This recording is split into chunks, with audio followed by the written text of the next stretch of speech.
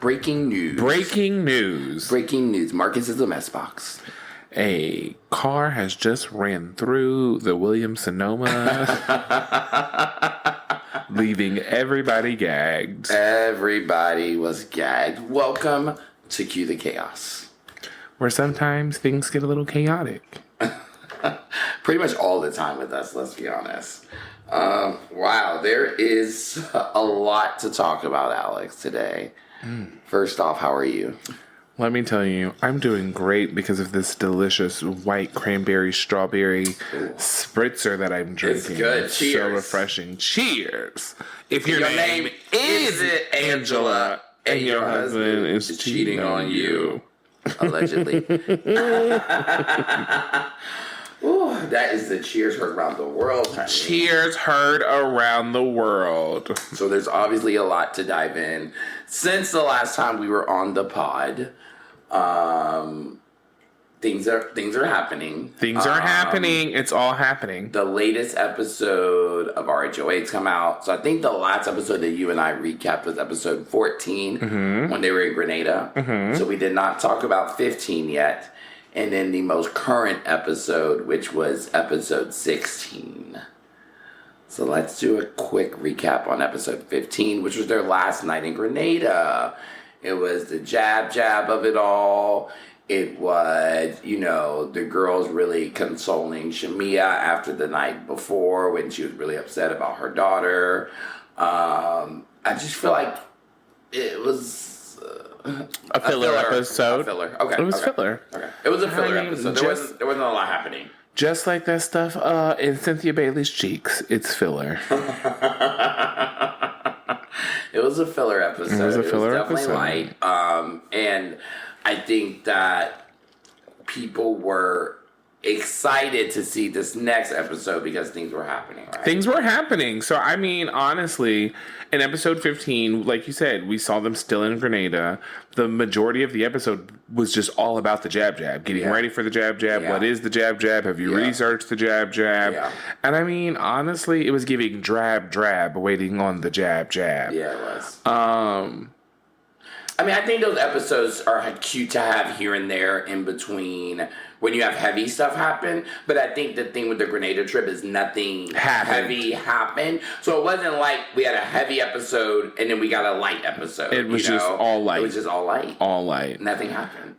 Brit washing black tar out of Phaedra's booty crack. Brit also becoming a life coach was interesting. Life coaching Shamia through the counseling of what was going on with her daughter and saying they were her support system and then getting naked. Yeah, I was going to say the only advice I would take from Brit is the quickest route to get my pants up off my hips. Because I have a feeling she would know. No, it was interesting. Yeah, I think too, I was glad that, I think we've seen a trend lately with Housewives where they've been ending this season on cash trips. And I was glad that didn't happen either because that would have been a sad ending. That would have been a terrible ending. Do you think initially they were going to end the season on the cash trip?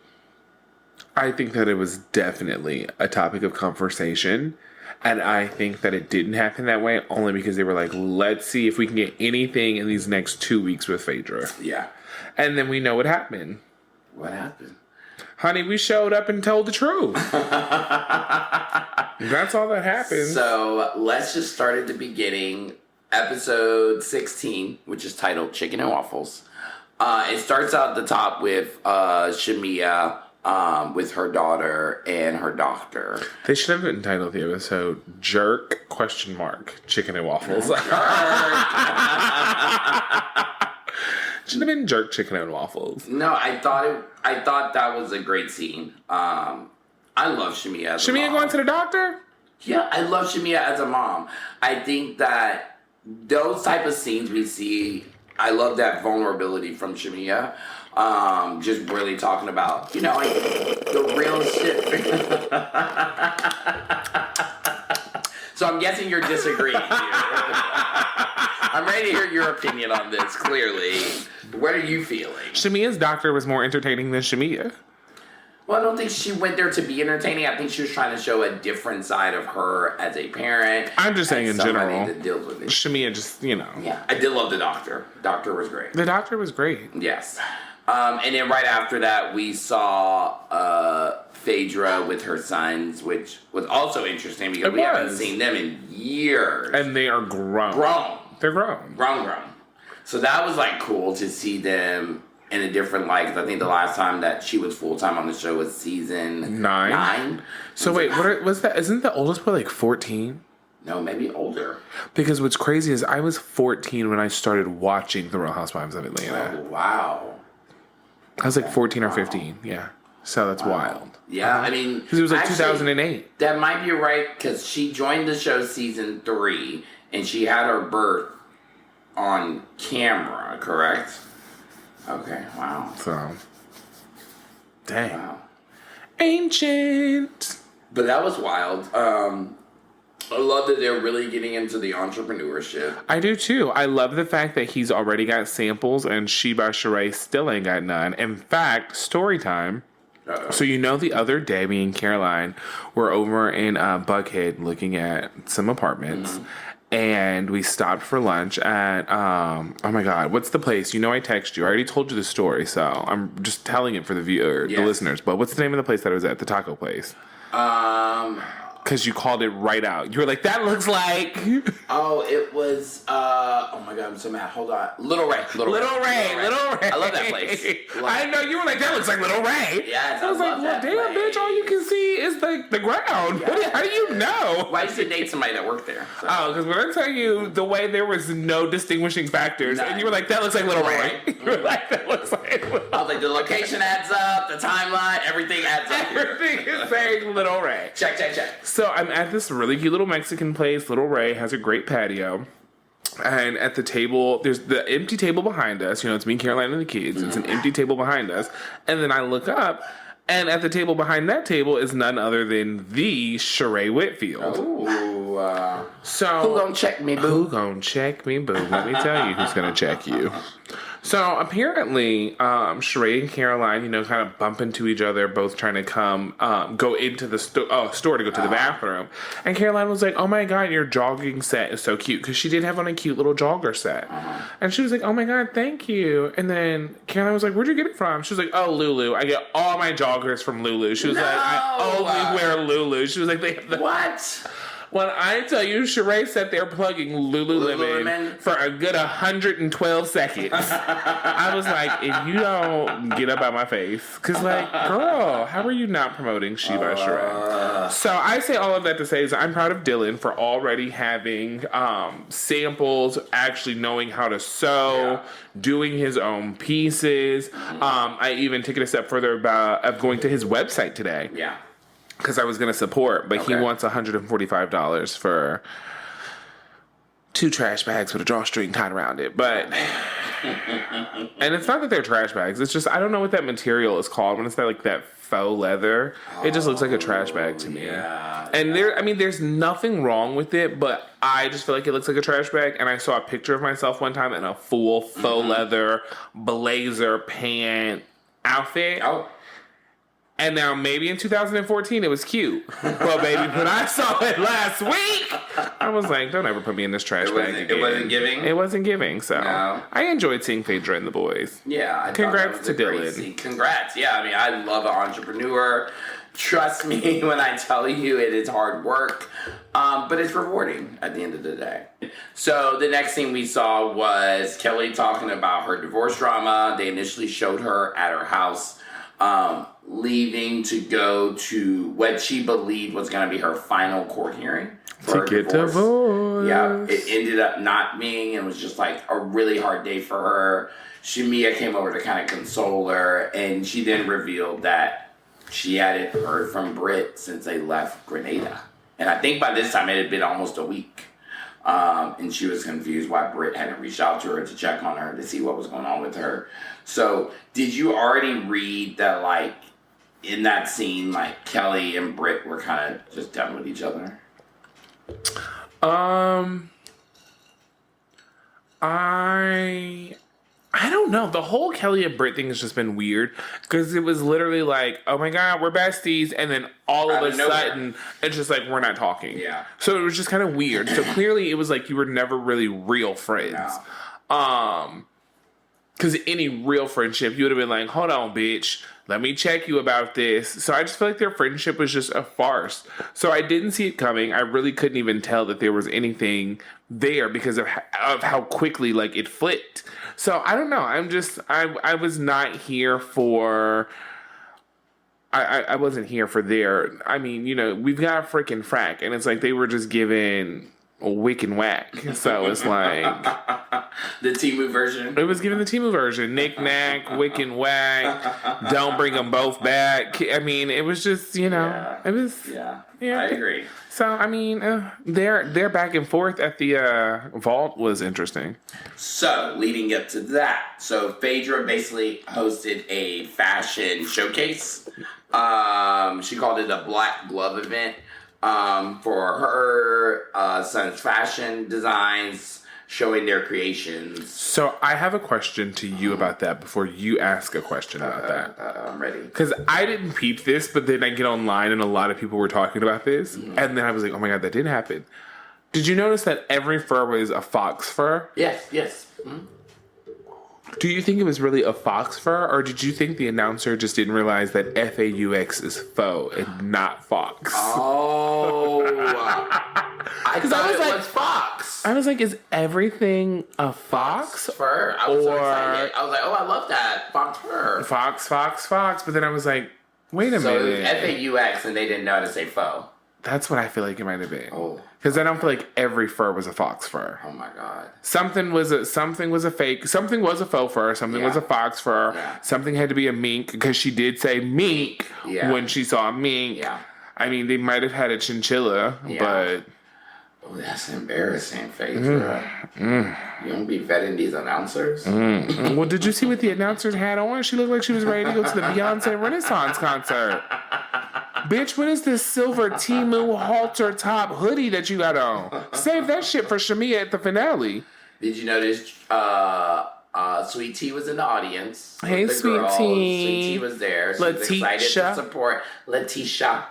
So she was excited to support. All the girls were mostly there. I mean, obviously we saw Drew. They locked her out of the event because she was late. Tardy for the party. And Drew ended up meeting a police officer who gave her a chicken wing. Mm-hmm. Love that for her.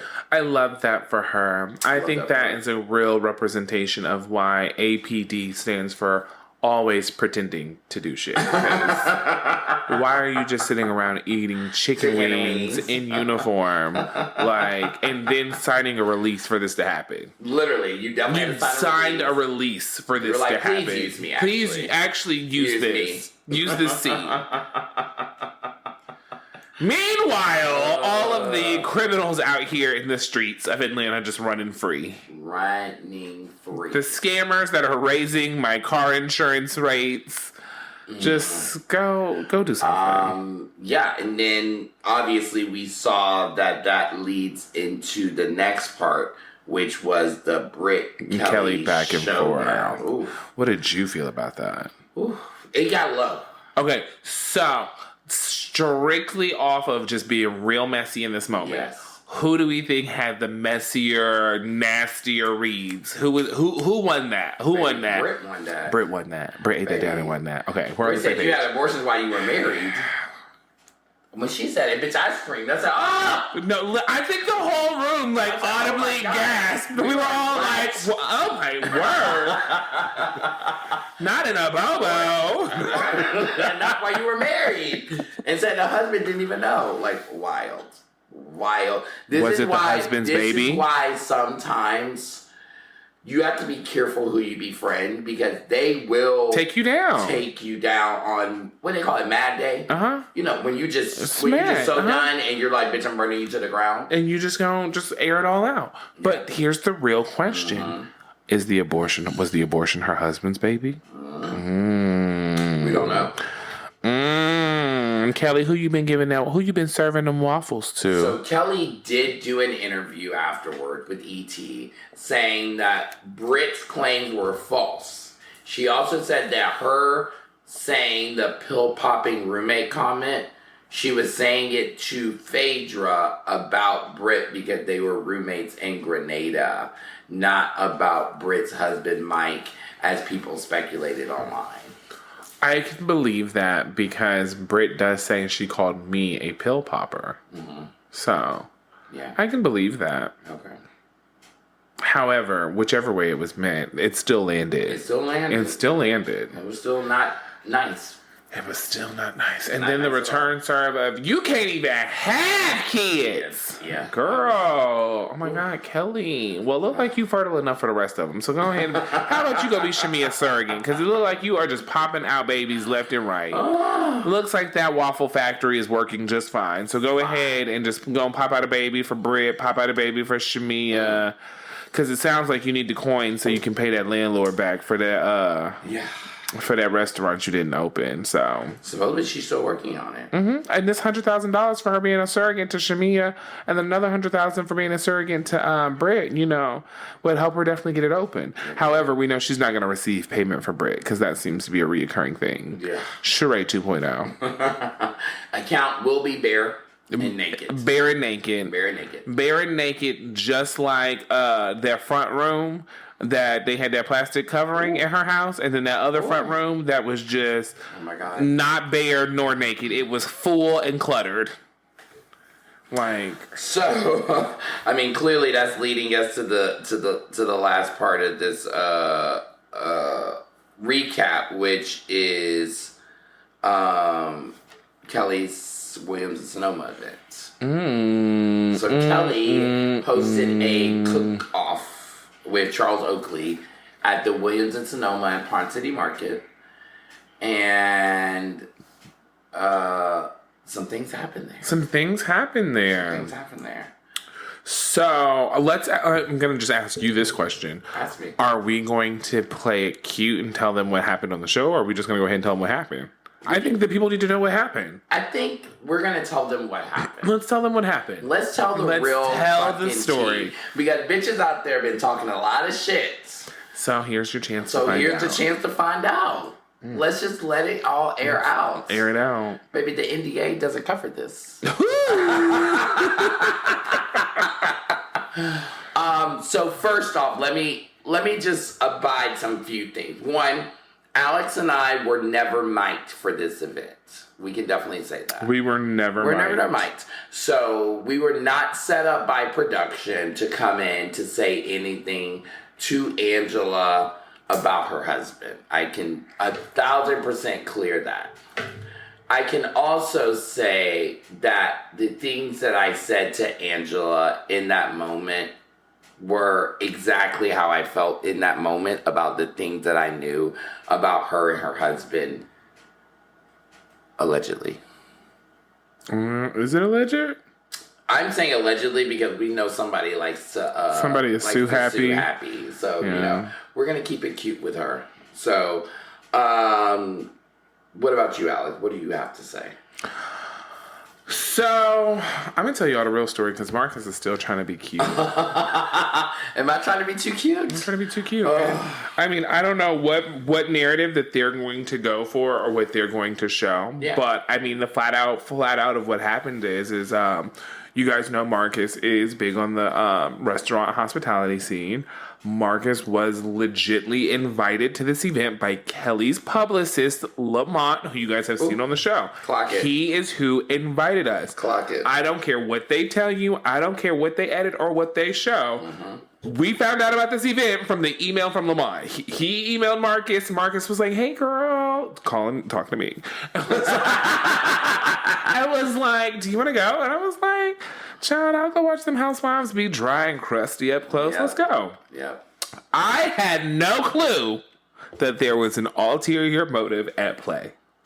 So, boom. It's the night of the night. We're at the event. We are there. Everybody's arriving. The girls are arriving. We see Lamont. I think we speak to Lamont. Yeah, we did. We're standing right next to Sincerely and Bingeworthy. Yes, we're standing next to Justin Diego over at Bingeworthy and Sincerely Ward from Wags. Yeah. And we're just sitting there having a kiki. Yeah. And what, an hour and a half, 2 hours into the scene? Lord. The scene, y'all? Ooh. We were there for 2 to 3 hours. It was boring. There wasn't shit going on. There was nothing happening. I promise y'all. Child, the scene, let me tell you, the only thing drier than the scene was Kelly's waffle. Oh, yeah, the waffle. Who waffle was I eating? Because I don't even know. That shit up. I think that whoever waffle, one of us had Kelly and one of us had Charles. Okay. And I think you had Charles. Okay. I think Charles had the better. Charles, that waffle was waffling. Yeah, so it was good. Yeah, the chicken was good. Everything was good. It was good. So, I guess he was really focused on cooking. Supposedly, that's why he couldn't hear. But he is also 207 years old, so I can understand him not being able to hear. That's what they said. Allegedly. But when you do reach 207 years of age, your hearing starts to go. I also want people to understand, the space was not that big. The space was not, just so we're clear, so y'all can understand how. It was no more than a kitchen island. Yes. So the same way, your mama got an island in her kitchen, your grandma, your friend, you yourself, that's the amount of space that was in between Marcus and Charles. Yeah. Angela was sitting on one side of the island. Yeah. Charles was on the other side cooking. Correct. It was literally no more than a typical, 3-4 foot space of an island. It was. And they had probably about 8 to 10 people in the front directly behind the housewives, and then maybe 30 people behind us, audience people. So, as we're in the scene and it was being dry like the waffles, dry like Brit's edges, dry like the season right up until these last 2 episodes, Lord. Marcus was like, well, let me go over here and tell this woman what I know about her man. And I was like, well, bitch, what you know about her man? I was like, well, wait, let me run to the bathroom real quick. And I was like, then you can go tell her whatever you need to tell her when I come back from the bathroom. I come back from the bathroom, and he is just up there talking to Angela. And I'm like, what is he doing? Bitch, he comes over and was like, I just let her know that Charles be in the restaurant all the time with another woman. And I was like, Marcus! So, literally, me and Marcus are over in the corner, chit-chatting. Also, too, let me say this, y'all. I am a lightweight. Alcohol is not my friend. Marcus can only do beer and wine. I can only do beer and wine. If you give Marcus anything outside of beer and wine, a half a glass in, he is acting a fool. So we had 2 margaritas before we got there. And I did not know this about Marcus prior to that because, Marcus always just has, a glass of wine or a beer. So I just assumed, what's 2 margaritas? Yes. Give me 1 margarita. I'm just like, so what's 2 margaritas? Yes. Ooh, yeah. 2 margaritas, some champagne, and a shot of rum later. Yeah. We were cheersing. If your name won't Angela, your husband won't cheat on you. And when I tell y'all, I was so gagged. I want y'all to understand, the entire room was silent. I don't know how they downplayed that scene. I don't know how they downplayed it. Because when I tell you, everybody in the room, you could hear a pin drop. I swear to God, the stoves and everything just shut off. It was just, my mouth was wide open. My jaw was on the floor. Let me tell you, Charles was trying to hide up under that table so Angela didn't whack him. It was just, I was like, Charles definitely hurt. He looked right at us. Right at you. Honey, I'm denying all involvement. But no, so literally, I am just gagged. Kelly is gagged. The audience is gagged. The housewives are gagged. Everybody's just gagged. Yeah. And Marcus is just sitting there, long ass arms doing his toast. And then next thing I know, Kelly's security guard is ushering him out of the door. Oh, yeah. And he also made a bit of a scene being ushered out, but they did not show that. And then he goes back and he was like, y'all gotta kick my friend out too. My friend is still in there. I did. So then they come over to me and I'm like, no, I don't know him. Not me. I'm not the friend, honey. I'm trying to see what's going to happen. Alex was staying inside to get the tea first. I needed to see what was going to happen at the rest of this scene because, baby, I was gagged just like I know Angela was gagged because, baby, your man is cheating. He is cheating. The girls are saying that the man is out in the street with a woman that's not you. Yeah. So I had to figure out what was going to happen. So I was like, no, I'm going to stay back, Marcus. I'm going to stay in here. So I'm texting Marcus like, hey, stop telling them we know each other. Because I'm going to stay in here and figure out what's going on. Correct. So, I mean, nothing really happened. Y'all saw kind of what happened actually after Marcus got kicked out, which was really her being like, this is not the type of space for that, blah, blah, blah. I bought some of her chicken and waffle mix or something, Moscota. I don't know what the hell that bitch was selling. The mimosa mix. I bought something that bitch was selling. Yeah. We did support Kelli. We support it because we ruined your event. We supported it. And that shit was nasty, and I want my $20 back. No, I'm just joking. It was okay. It was okay. It was okay. Yeah. It was okay. Yeah. So yeah. Moving on. Yeah. So that's pretty much how it happened. Like he was just like, well, no. I mean, he was like, I just thought she should know. And I was like, well. And then let me tell you guys, Marcus was also like, he was like, I'm trying to help Kelli promote this restaurant. He was like, they're not going to put this scene in here. So he was like, let me. I did say that. I did literally say, y'all. So, Housewives, this is a show. This is a job. This is a business. This is everything. It's everything. They film 5 days a week. 10 hours a day. Sometimes 12. This is what they do. That's what you do. So there's a lot of scenes you never see. Never. This scene, you are never gonna see it. You guys would have never seen this scene had Marcus not chosen that opportunity to tell Angela about her husband. Yeah. That scene would have probably never made it into the show. It would have been a 30-second flashback, if that. It would have been a 30-second flashback in her package introducing her at the beginning of the season because they would have then ended the season in Grenada because nothing else happened outside of all of the shit all of the chaos that we caused. Yeah. So, y'all. So, I mean, hey, he got kicked out. And then from my perspective, after I check out, Kelli checks me out and I leave the Williams-Sonoma, Marcus is outside tipsy, talking a million miles an hour to some white woman who is just on her MacBook typing away. And now it's not weird for this person to be on their MacBook typing away because Pond City Market is like a co-working type vibe space. It's like a massive cafeteria, co-working, really cool space. For sure. So people are always there working, freelancers having meetings. So I just thought that this was some random white woman minding her own goddamn business, and Marcus was just talking her ear off. Mm-hmm. Child, when Marcus got done telling that woman her story and she whipped over her business card, whatever, with NBC Universal, I was like, oh my God, we're going to get sued. I was like, we're going to get sued. Here we go. Yes. And then, I think the rest from there is just kind of what you guys are about to see upcoming, you know. What you're probably not going to see is that I DM'd Angela.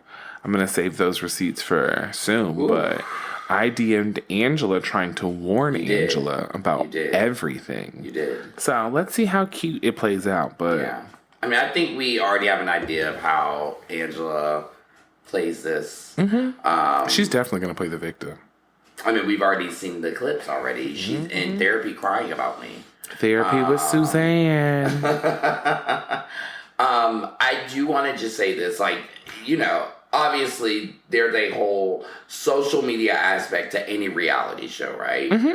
And I clearly think that social media had a reaction to me last night, Absolutely. And we filmed it a year ago. So, which is so wild. It's like for you and I, we totally have checked out of it. We moved on. We started our podcast in January talking about we know this is happening soon. It's been 6 months since then, and now here we are. Here we are. In real time. Real time finally here to relive the moment. And reliving it now. So that's always interesting, right? Very much so. You went through it already with You, Me, and My Ex. So did I. Mm-hmm. You were on True Life on MTV, so you went through it then as well. So there's just so many layers to reality TV, from when you film it to when it airs, and now there's a third component for it for Housewives, social media, which is the reunion and the social media aspect of it, right? And I just feel like the one thing that I think I want to just address is that I'm not perfect, And Cordell is not perfect by far. Thank you for that quote, Portia. And I know that people feel like they are, quote unquote, airing out my dirty laundry with things that happened when I was 19, and thinking that they use it against me. But the truth of the matter for me is that I am very transparent with my family. I have a great support system of friends around me. I've been able to really rebuild my life since then, my own business, doing the things that I do. So I think the people who feel like that they have shot a shot at me by bringing those things up. So we are at the point of the game where we're not doing this anymore. So what we are going to do is Angela, the person who we know, hired a private investigator and dug up this dirt. Yes. The only person who knew this dirt, who then all of a sudden a Stan page has come out and it is now releasing this dirt. So we know it's Angela. We're not going to play the games. Yeah. I mean, we have our own receipts against Angela. So let's say the name. So it's Angela. Angela has decided is feeling to some way about me, and has just, first off, let's say this. You're right. She had a private investigator investigate me and Alex. And we realized that once we went to this coffee shop scene with Angela and Drew. And she basically told us, like, I already knew she had somebody that was following me because they approached me. Alex didn't know, but she said certain details that Alex was like, there's no way a random person would have known that. And that's where I was like, this is getting weird, because if I'm just some random fan, as you called me, who didn't know who you or your husband was. Why are you spending your money and resources? You spent money researching me. You spent money sending people after me. You and I, Angela, had multiple phone calls where things were discussed. So it gets weird that you then say, oh, this isn't true, or that's not true, or that, and really trying to spin the narrative and then essentially blackmail me. And, like, let's be real, because what Angela did, and everybody was like, oh my God, are you have ties to the mob? No, what this greasy bitch did was she simply got one of her cousins, RHOA and them, to come over to the restaurant in a rented Mercedes to get Marcus to change his story. Because she did not want the surveillance footage from the restaurant to get out, because she has been combating the fact that her husband is still unfaithful, allegedly, to this day. So that's what she didn't want. And it would probably be ashamed if, whoever this woman was to come forward and we knew who she was and we had planned on, inviting her on the podcast or something. That would be terrible. But, Angela's not the only one who knows people from Atlanta, Some of us grew here. We didn't fly here. Ain't no Delta B. Check. And True T. True T. So it's just like, I just say it's all about how low you want to go. We can take this, abortions and can't have kids and pill popping roommates low, or, you can keep it cute. Because all I got to say is just because surveillance footage wasn't given to Bravo doesn't mean surveillance footage doesn't mean we don't have it. Yeah, we got a lot more besides that, too. So, yeah, you're right. We can always keep it cute. I want to keep it cute with Angela. I think you know why I want to keep it cute. Yeah. I'm sure that Angela and I will have further interactions. So, Angela, we can either keep it cute or we can go low. Because I'm not Michelle Obama, baby. When you go low, I'm going to hell. So, bitch, what you want to do? What you want to do, honey? What you want to do? What you want to do? What you want to do? We ready to go right on down to the Peter Street to the old lady gang and go right on underneath. Oh, I think that location closed. Oh, well, damn. We got to go to the Camp Creek Parkway. That one's a little far out of the city, so maybe it's a little far, Nothing's over there but the airport. Yeah, but, I think that the episode, let's be honest, was one of the best episodes of the season. It was, and that's not me just saying that because we were in the episode. That's just me being totally objective. Like, it was just super fucking interesting, and the storyline was just moving, baby. It was moving, and you were getting storyline, and it was interesting, and the whole episode was really carried by the newbies last night. Yeah. It was carried by the new girls. Brit, Angela, and Kelli. Yeah. It was. They definitely. I think Angela's actually been a great addition to the show. I agree. I'm not gonna...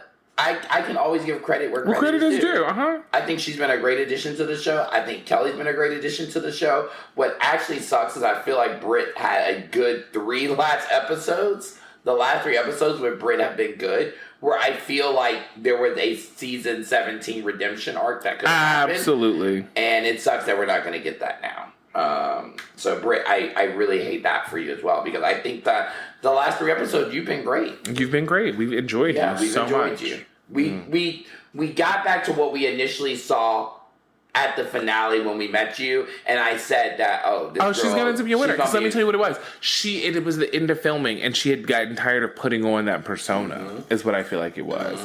Just like the way, Angela has looked flawless all season. I mean, we're going to give it to her. Angela's looked good all season, but every time we filmed with Angela, she looked a mess. We saw that wig. And again, I know we've talked about this, but when I tell y'all, Angela looked a mess every time we filmed with her. I was like, how did they cast this woman? So seeing Angela through this season, and the Angela I got to know personally at the end of the season, baby, it was just not giving. I told y'all Drew was giving best dress at the moment. Drew was giving best dress, which is choice. That's right. Choice. But no, I mean, obviously we know next week is the finale. It's Alex. the finale. Clips have been released of you and I in the coffee shop. Angela called you a liar, saying you said June. And Charles I did say June, but it was actually May. Yeah. It was May. It was in the end of May. Spring, September, summer. Summer. But since I was able to go... we met, bitch. After I was able to go and get that surveillance footage and get that date, boop. Now I know it was May. It was not June. Boop, boop. But what do you think? What do you think about how this end of the season's going to go? How do you think this gala event's going to be edited? Hopefully they make it look like she spent at least $6,000 on it. Do you think a certain comment that was said about you is going to be released? I know we probably alluded to it already, but...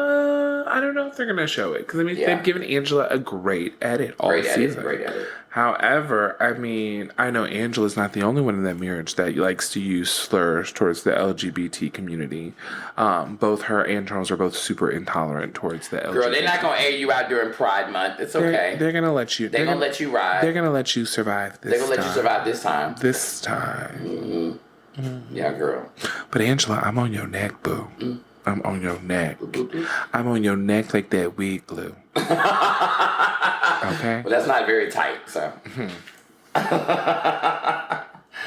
no, I mean, obviously we're excited to see the finale. I think they said they're releasing the reunion looks later this week. Okay. So we'll be getting the reunion looks. They are taking a week off in between the finale and the reunion. Gives y'all more time to talk about us and listening to the podcast. More time to listen. To be ready. Clearly go back and listen to old episodes. Because we've been really, the only ones really telling the truth about what we know the last half of filming. Right, so, right. Again, like I said, y'all have to remember, this is wild for us because we didn't know that this whole entire time leading up to this, Phaedra had been talking all this trash. Portia had been talking all this trash. Everybody had been talking all this trash about Charles and Angela's marriage. We had no clue. We had no idea. We weren't privy into that. We were literally just telling our genuine experience, and Correct. It just happened to fall in line with the storyline. So for everybody who wants to be like, this is so produced, the producer set them up, this was so fake, this was so cringe. None of that is the case. We literally, as you heard me tell you, Marcus was like, I'm going to just choose this moment to air out my grievance with Charles because ain't nothing else going on, so why not? Yeah. And it just turned into a thing. It literally just caught legs and took off running. Then it drank a Red Bull and got them wings, and then that bitch was soaring in the sky. And next thing you know, we're going to be hosting the reunion. Yeah. Thanks, Andy. Right. Go on, take a break, boo. Coming soon on the most dramatic 4-part reunion tonight on the Real Housewives of Atlanta reunion special, part 1. Bitch, if they make it 4 parts, I would just die on the hill. Bitch, I'd miss 3 of them. But let me jump off the pod. I've got to go run and grab a script real quick. Okay. Well, we're excited to talk to y'all next week. I'm sure y'all are going to be talking and tweeting about this. I am taking a break from Twitter because y'all ain't about to be bashing my head in, bitch. But I'm not, and I'm ready to fight back. Fight these bitches for it. Honey, like Britt said, I'm ready to empty the whole clip. Really odd for somebody who doesn't have a gun to make so many gun references this whole season, though. I know. She's made like 3 or 4 of them. I know, it's wild. It's wild. It's weird. It's giving ghetto. It's giving ghetto. All right, I gotta go. Bye. Bye, until next time. Thank y'all.